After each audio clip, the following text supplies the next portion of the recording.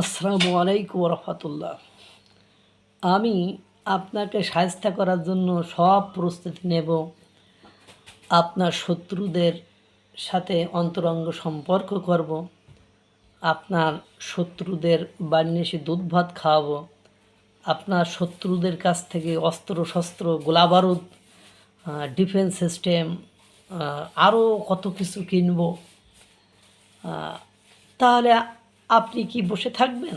অবশ্যই থাকবেন না। তখন আপনি কি করবেন? তখন আপনি আপনার দিক থেকে প্রস্তুতি নেবেন এবং আপনার যথেষ্ট সক্ষমতা আছে আমারে কানঠাসা মারার, আমাকে উড়িয়ে দেওয়ার, আমাকে গুড়িয়ে দেওয়ার। তা আমি যখন আপনার দুটো প্রতিবেশীকে নিয়ে যুদ্ধ করার চেষ্টা করছি, তখন আপনি কি করেছেন? আপনি 4টা দেশকে নিয়ে, তারপরে আপনার আরেকটা প্রতিবেশীকে নিয়ে আপনাকে শায়েস্তা করার জন্য প্রস্তুতি নিচ্ছেন। ইতিমধ্যে মায়ানমার, ইসরায়েল, রাশিয়া, আফগানিস্তান এবং ভারত, এই দেশগুলো একত্রিত হয়ে সমন্বিত হয়ে সামনের দিকে আগাচ্ছে। দেখেন, ভারতকে শায়েস্তা করার জন্য পাকিস্তান উঠে পড়ে রেখেছে আর চীন তলে তলে গেম খেলে। অ্যান্ড পাকিস্তানের যখন এই প্রস্তুতি বাংলাদেশকে নিয়ে, বাংলাদেশকে পাকিস্তান কী কী দিচ্ছে আর ভারত তার এগেনস্টে কী কী প্রস্তুতি নিয়েছে, চলেন একটু জেনে আসি, তারপরে আমি আবার আপনাদেরকে বলবো। দক্ষিণ এশিয়ার ভূরাজনীতিতে এখন বইছে ঝোড়ো হাওয়া, আর সেই হাওয়ার কেন্দ্রে এখন বাংলাদেশ, ভারত। একদিকে ঢাকা, বেইজিং, ইসলামাবাদ ঐক্যের নতুন সমীকরণ, অন্যদিকে দিল্লির বিশাল আকাশ ছোঁয়া সামরিক প্রস্তুতি। তবে কি দক্ষিণ এশিয়ার ভূ রাজনীতিতে শুরু হচ্ছে এক নতুন স্নায়ুযুদ্ধের সূচনা? দীর্ঘদিনের মিত্র ভারতকে এক প্রকার পাশ কাটিয়ে চীন ও পাকিস্তানের সঙ্গে রাজনৈতিক ও কৌশলগত সম্পর্ক জোরদার করছে বাংলাদেশ। চীনের কারিগরি ও অর্থনৈতিক সহযোগিতায় বহুল প্রতীক্ষিত পদ্মা ব্যারেজ প্রকল্প এখন আলোর মুখ দেখছে। এভাবেই কোটি কোটি মানুষের ঘরে দেশ জুড়ে ফ্রিজ একটাই, ওয়ালটন। কূটনৈতিক অঙ্গনে গুঞ্জন, আগামী জুনের শেষ সপ্তাহে বেইজিং সফরে যাচ্ছেন বাংলাদেশের প্রধানমন্ত্রী তারেক রহমান, যা এই অঞ্চলের সম্পর্কে নতুন মাত্রা যোগ করবে।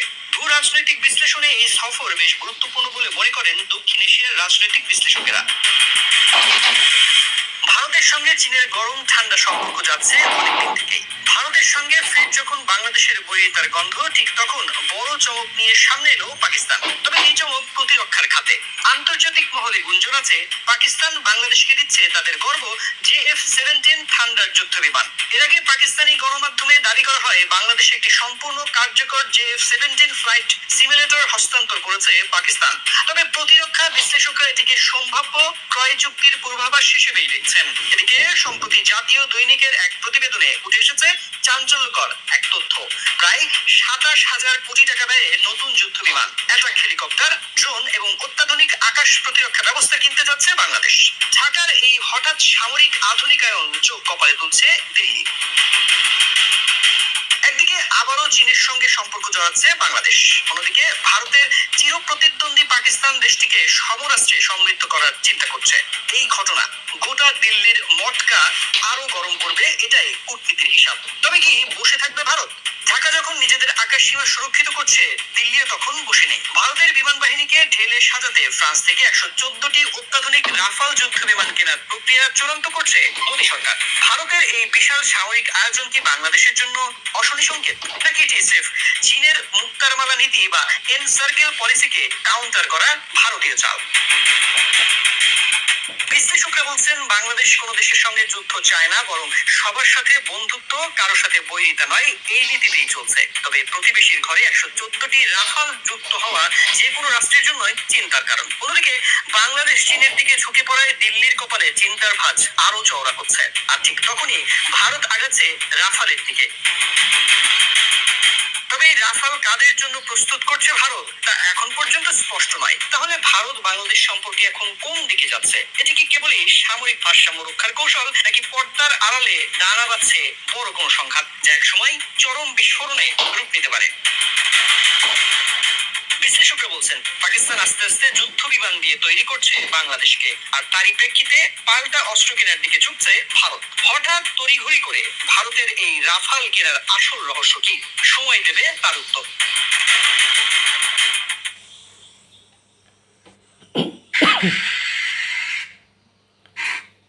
এখন দেখেন, বাংলাদেশ চীনের সাথে সুসম্পর্ক করছে। পদ্মা ব্রিজ ঠিক শিলিগুড়ি করিডোরের কাছে, চিকেন নেকের কাছে।